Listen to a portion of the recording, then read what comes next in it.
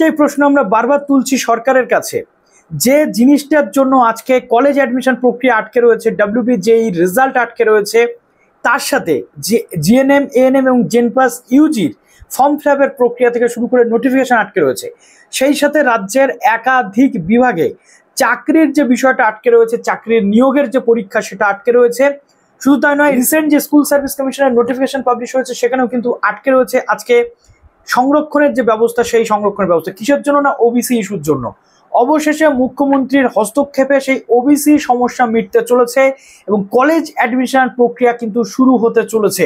কবে থেকে এই কলেজ অ্যাডমিশন প্রক্রিয়া শুরু হতে পারে এবং এই ওবিসি নিয়ে কি নতুন তথ্য উঠে আসলো, এবং একাধিক জায়গাতে বলা হচ্ছে যে ক্যালকাটা হাইকোর্টের রায়কে মান্যতা দিয়ে নাকি এই ওবিসি সমস্যার সমাধান করা হচ্ছে, সেটা কতটা সঠিক এবং তার বাস্তবতা আদৌ কি, সেটা নিয়ে ডিসকাস করবো আজকের এই ভিডিওটাতে। যারা নতুন আছো, কলেজ অ্যাডমিশন রিলেটেড সমস্ত তথ্য চাও এবং চাকরি পরীক্ষা রিলেটেড সমস্ত তথ্য চাও, ওবিসি ম্যাটার রিলেটেড সমস্ত তথ্য চাও, তারা অবশ্যই চ্যানেলটিকে সাবস্ক্রাইব করে পাশে থাকা বেল আইকনটি ক্লিক করে দিতে একেবারেই ভুলো না, যাতে সব তথ্যগুলো তোমরা টাইম টু টাইম এখান থেকে পেয়ে যাও।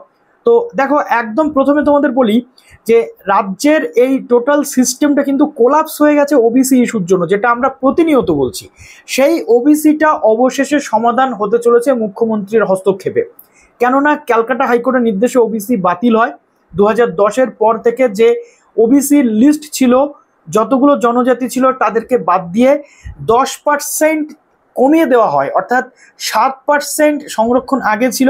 ক্যালকাটা হাইকোর্ট বলে যে বেআইনিভাবে ইলিগাল প্রসেসে এই 17% করা হয়েছে এবং বাদবাকি টোটাল সম্প্রদায়কে এর থেকে বাদ দিয়ে দিতে হবে। সেই অনুযায়ী রাজ্য সরকার সুপ্রিম কোর্টে যায়, সেই মামলাটা এখনো চলছে।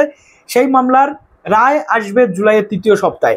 তার জন্য এত কিছু কিন্তু বাতিল ছিল এবং সময় দেওয়া হয়েছিল রাজ্য সরকারকে, এবং মার্চ মাস থেকে মূলত মার্চ, এপ্রিল, মে, জুন এই 3 মাস সময় দেওয়া হয়েছিল রাজ্য সরকারকে নতুন সমীক্ষা করে ওবিসি লিস্ট বানানোর জন্য, যাতে সেই লিস্টে কারা কারা আছে কারা কারা নেই সেটা রাজ্য সরকার পেশ করতে পারে সুপ্রিম কোর্টে। তারপর মান্যতা দেওয়ার পর ওবিসির নতুন লিস্ট আসবে এবং সেখানে কারা থাকবে সেটা জানা যাবে। কিন্তু আজকে রাজ্যের মন্ত্রিসভায় সোমবারে একটি বৈঠক ছিল, যে বৈঠকে আমরা যেটা দেখতে পাচ্ছি যে মুখ্যমন্ত্রী মমতা বন্দ্যোপাধ্যায় সম্মতি দিয়েছেন এবং তাতেই রাজ্যের মন্ত্রিসভাতে যেটা বৈঠকে চূড়ান্ত হয়েছে যে আগে যে 66টা ওবিসি নাম ছিল ওবিসি সম্প্রদায়ের, সেখান থেকে 2টো সম্প্রদায়কে বাদ দিয়ে দেওয়া হয়েছে এবং 64টা অনগ্রসর জাতির সঙ্গে আরও নতুন 76টা সম্প্রদায় অ্যাড হলো, অনগ্রসর শ্রেণী তালিকাভুক্ত হলো।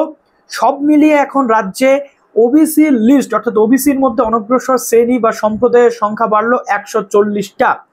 এবং এখানে একটা প্রশ্ন উঠছে যে ক্যালকাটা হাইকোর্টের রায় মেনে নাকি এই 7% থেকে 17% করা হলো, কিন্তু এটা সঠিক নয়। ক্যালকাটা হাইকোর্টের যে রায় ছিল সেখানে বলে দেওয়া হয়েছিল, যেটা লাস্ট দিন জি মাসের রায়তেও আমরা দেখেছি, বলে দেওয়া হয়েছে যে 10% কাট করা হলো, স্ট্যাক করে দেওয়া হলো। কেননা রাজ্য সরকার এটা নিয়ম মেনে করেনি বলে, যেহেতু সুপ্রিম কোর্টের স্থগিতাদেশ আসেনি, 10% কাট করে 7% সংরক্ষণ 2000 আগের যে সংরক্ষণ সেই অনুযায়ী দেওয়া হলো। কিন্তু যেহেতু রাজ্য সরকার 17%টা সঠিক পদ্ধতিতে করেনি, এবার যাতে সঠিক পদ্ধতিতে হয়, যাতে কোনো লিগাল ইস্যুস না আসে, তাই সেই 17%টাই রাজ্য সরকার মন্ত্রিসভার বৈঠকে চূড়ান্ত করলো। এবং এইটা আগামী যে 9 জুন যে বিধানসভার অধিবেশন হতে চলেছে সেখানে তোলা হবে। রাজ্য সরকার এবার কিন্তু আট ঘাট বেঁধে একেবারে আইন মেনে বিল আকারে পাশ করতে চলেছে জিনিসটা, যাতে করে কোনো আইনি জটিলতায় মধ্যে রাজ্য সরকার না পড়ে। এবং 17%ই কিন্তু রাখা হলো, অর্থাৎ ক্যালকাটা হাইকোর্টের রায় ছিল 7%, সেটা কিন্তু রাজ্য সরকার সেই অনুযায়ী কিন্তু করলো না, 17% করলো, যেমনটা বাতিল হয়েছিল। অর্থাৎ আগে লিগাল প্রসেস হয়নি, এবার সেটা লিগাল প্রসেসে 17 যাতে হয় সেটা চেষ্টা করছে। এবং আগামী 9 জুন থেকে রাজ্যের বিধানসভার অধিবেশন শুরু, সেখানে এটি বিল আকারে কিন্তু পেশ করা হবে। অর্থাৎ এখান থেকে একটা জিনিস আমাদের সামনে পরিষ্কার হলো যে ক্যালকাটা হাইকোর্টের যে রায় সেটাকে মান্যতা দিয়ে, যে বিভিন্ন মিডিয়া বলছে যে মান্যতা দিয়েই এই লিস্ট তৈরি করা হলো, সেটা নয়। রাজ্য সরকার এই 3 মাস ধরে লিস্ট কিন্তু চূড়ান্ত করে ফেলেছে। সেখানে 140টা টোটাল শ্রেণীকে নিয়ে রাজ্য সরকার এটা জুলাইয়ের যে 2য় সপ্তাহে সুপ্রিম কোর্টে শুনানি হবে সেখানে পেশ করতে চলেছে রাজ্য সরকার। এবং তার পরবর্তীতে এটাকে মান্যতা দেয় সুপ্রিম কোর্ট নাকি বাতিল হয় সেটা পরবর্তী বিষয়, কিন্তু তার আগে বিল আকারে এটা পাশ করে নিতে চাইছে রাজ্য বিধানসভায়, যাতে আইনে পরিণত করা যায় জিনিসটাকে। ক্লিয়ার হলো বিষয়টা? এবার প্রশ্ন হচ্ছে তাহলে কবে কলেজ ভর্তি শুরু হতে পারে। দেখো, এই যে সিস্টেমটা এখন তৈরি হয়েছে, আমার মনে হয় না এই সিস্টেম অনুযায়ী রাজ্য সরকার এখন ভর্তির বিজ্ঞপ্তি দিতে পারে, সেটার আশা কিন্তু যথেষ্ট কম। 9 জুন রাজ্য বিধানসভাতে প্রথম দিনের অধিবেশনেই যদি বিলটা পাশ হয়ে যায়, তাহলে 9 তারিখের পরে ভর্তি সংক্রান্ত বিজ্ঞপ্তি উচ্চশিক্ষা দপ্তর বা রাজ্য সরকার দিতে পারে, যেহেতু ওবিসির এই সমস্যাটা রাজ্য সমাধান করে ফেলছে। ক্লিয়ার হলো বিষয়টা। এবং এর ফলে আমাদের যে ইউজি লেভেলের অ্যাডমিশন প্রসেস বা বিভিন্ন কলেজ ইউনিভার্সিটিতে মেরিট লিস্ট আটকানোর যে প্রসেস ছিল সেটা আর থাকবে না।